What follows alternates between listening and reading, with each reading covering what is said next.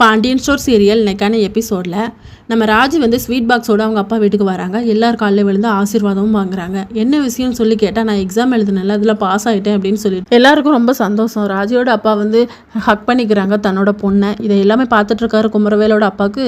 நம்ம பையனுக்குன்னு ஒரு அந்த பொண்ணை எப்படியாவது கல்யாணம் பண்ணி வச்சிரும், அந்த வீட்டில் இருக்க யார் தடுத்தாலும் பரவாயில்ல அப்படின்னு சொல்லி யோசிக்கிறாங்க. இன்னொரு பக்கம் பாண்டியன் வந்து கோமதி கிட்ட சொல்லிக்கிட்டு இருப்பாரு, டிஃப்ரெண்ட்டாக சமைக்கணும் என்ன அப்படின்னு சொல்லிட்டு.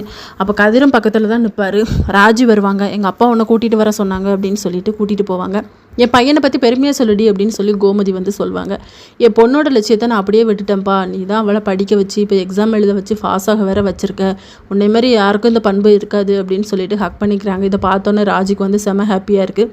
அடுத்த சீனில் குமரவேலோட அப்பா வந்து நம்ம பாக்யம் வீட்டுக்கு வந்திருக்காங்க. என்ன 2 நாள் என்கேஜ்மெண்ட் பண்ணிடலாம், முகூர்த்த நாள் இருக்குது அப்படின்னு சொல்லிட்டு போகிறாங்க. அப்போ தங்கமயிலும் பார்த்துருவாங்க. இவர் எதுக்குங்க வந்துட்டு போகிறாங்கன்னு சொல்லி கேட்கும்போது, அவர் பையனுக்கு வந்து நம்ம சுடரை கேட்டுட்டு போகிறாங்க, நாங்கள் ஓகே சொல்லிட்டோம் அப்படின்னு சொல்லி.